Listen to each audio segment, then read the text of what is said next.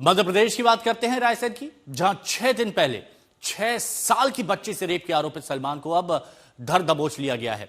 बीती रात पुलिस ने भोपाल से इसे गिरफ्तार किया।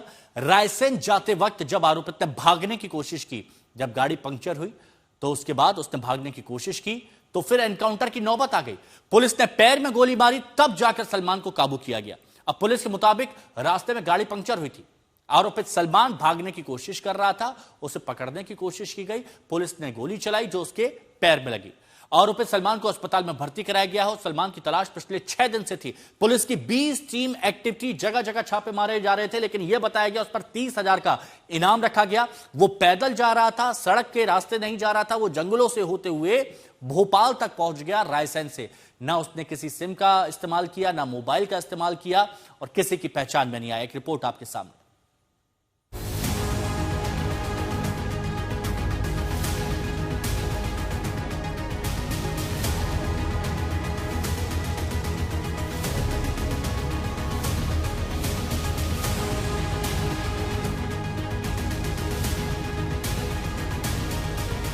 रायसेन के रेप आरोपी सलमान का हाफ एनकाउंटर।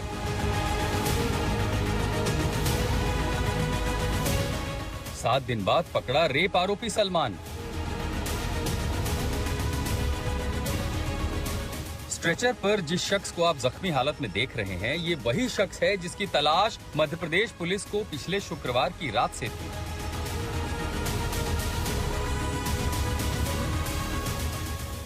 6 दिन तक पुलिस से लुका छिपी के बाद सलमान कल रात पुलिस के हत्थे चढ़ गया। सलमान को भोपाल की गांधीनगर पुलिस ने वार्ड 11 स्थित एक चाय की दुकान से गिरफ्तार किया। मध्य प्रदेश पुलिस 20 टीमों के करीब 300 पुलिसकर्मी उसकी तलाश कर रहे थे। राजधानी पुलिस ने उसे गौहरगंज पुलिस के हवाले किया था। गौहरगंज पुलिस उसे रायसेन ले जा रही थी। बताया जाता है कि इसी दौरान गाड़ी पंक्चर हुई और उसने भागने की कोशिश की, जिसके चलते उसका एनकाउंटर किया। उसके पांव में गोली लगी है। गिरफ्तार करके पुलिस अपने साथ गौहरगंज ले जा रही थी तो भोजपुर के पास किरात नगर के जंगलों में उसने भागने की कोशिश की है पुलिस से और फिर उसका शॉर्ट एनकाउंटर हुआ है। ये तस्वीरें हम आपको एक्सक्लूसिव तस्वीरें दिखा रहे हैं उसी एनकाउंटर स्पॉट की, जहां पर सलमान के पैर में गोली लगी। वजह बताई जा रही है कि जब ये पुलिस टीम उसे यहां से लेकर के रवाना हो रही थी गौहरगंज के लिए, तो ठीक इसी जगह पर पुलिस की गाड़ी जो है, जिस गाड़ी में सलमान था, वो पंचर हो जाती है और इसी दौरान जब उसे यहां से दूसरी गाड़ी में बैठाया जा रहा था तो सलमान पुलिस से उसकी राइफल छीन करके उस पर हमला कर देता है और गोली चलाता है, जिसके बाद पुलिस जो है वो यहाँ पर गोली चलाती है। यहाँ पर पुलिस के साथ हुए संघर्ष ये के साक्ष्य स्पष्ट दिखाई दे रहे हैं। कुछ ब्लड के निशान भी मिले हैं, कुछ फायर के जो खाली खोखे वगैरह हैं वो भी मिले हैं। उन सबको एकत्र कर लिया गया है और एक डेफिनेट रिपोर्ट जो है वो राज्य न्यायिक विज्ञान प्रयोगशाला को जब हम भेजेंगे सारे साक्ष्य विधिवत जब्त करके बीएनएस के अकॉर्डिंग जो नियमानुसार उनको जब्त करके उनसे जो रिपोर्ट आएगी उस पर फिर हम लोग। ये एनकाउंटर स्पॉट देख करके आपको क्या लग रहा है कि किस तरीके से अंजाम दिया गया होगा? नहीं, ये तो है, संघर्ष हुआ है, पुलिस के साथ संघर्ष भी हुआ है और घटना घटी है, ये फैक्ट है।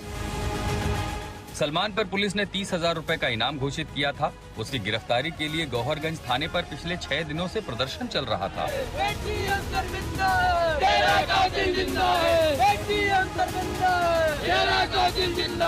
बुधवार को तो प्रदर्शन इतना उग्र हो गया कि पुलिस को लाठीचार्ज और आंसू गैस का सहारा लेना पड़ा। सलमान अब पुलिस की गिरफ्त में है। अब जरूरी ये है कि त्वरित कार्रवाई सुनिश्चित कर 6 साल की रेप पीड़िता को त्वरित न्याय मिले, जो अभी भी आईसीयू में जिंदगी और मौत के बीच झूल रही है। रवीश पाल सिंह, भोपाल, आज तक।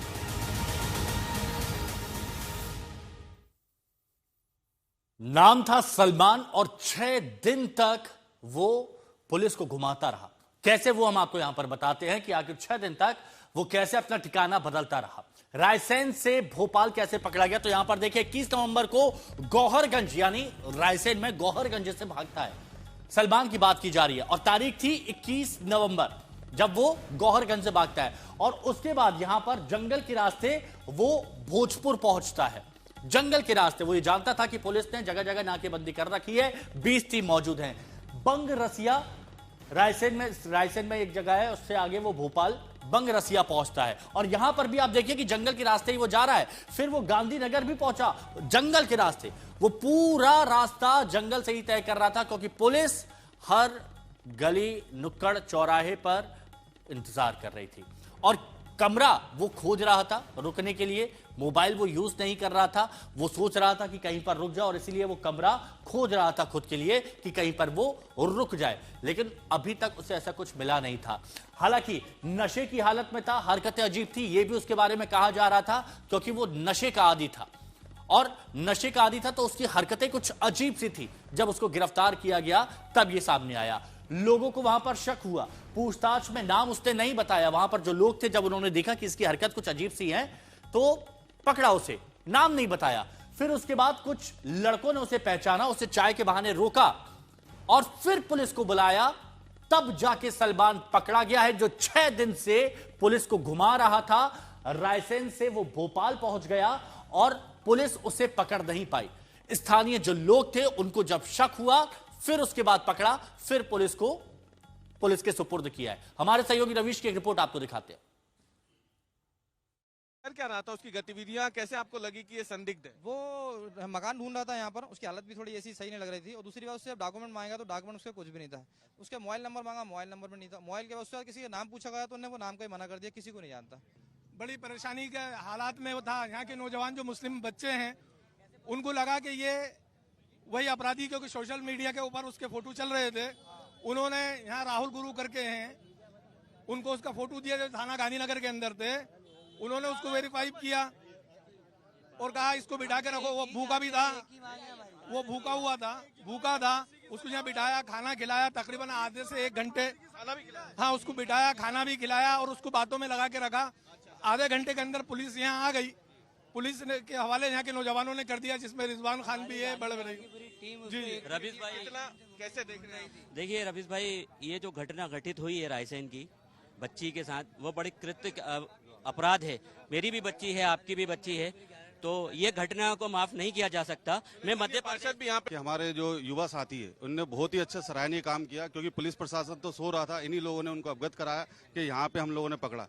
और हमारी सबकी एक ही मांग है, फांसी के अलावा कोई सजा नहीं होना चाहिए। थाने से कितनी दूर है? सीधे रुक करते हमारे सहयोगी रवीश हमारे साथ में जुड़े हुए। रवीश, रायसेन से वो भोपाल पहुंच गया, जंगल के रास्ते वो आया, ना मोबाइल का इस्तेमाल किया, और सबसे अचरज की बात यह है कि पुलिस के हाथ नहीं लगा। स्थानीय लोगों को जब शक हुआ तब उन्होंने पुलिस को बुलाया और तब पुलिस ने उसे गिरफ्तार किया। क्या बताता है ये मामला?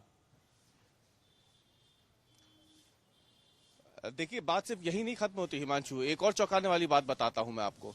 जहां से सलमान को स्थानीय लोगों ने पुलिस के हवाले किया, वो गांधीनगर पुलिस थाने से करीब 500 मीटर की दूरी पे है वो जगह। और थाने के ठीक पीछे जो सड़क जा रही है, जहां पे बाजार है, गांधीनगर का मुख्य बाजार, ये वहीं पे चाय की दुकान के पास था।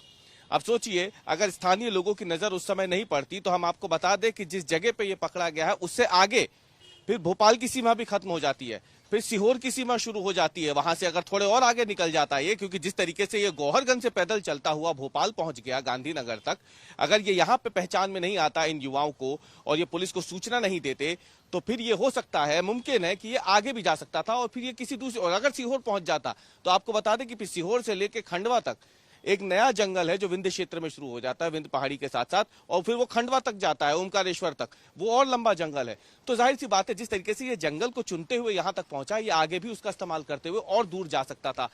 गनीमत है कि समय रहते इन युवाओं ने उसे पहचाना, उसे पकड़ा और पुलिस के हवाले। यही होता है कि कई बार जब पुलिस अपना काम नहीं कर पाती तो उस वक्त आम लोगों को जागरूक होना पड़ता है। शुक्रिया आपका हमारे साथ बात करने के लिए।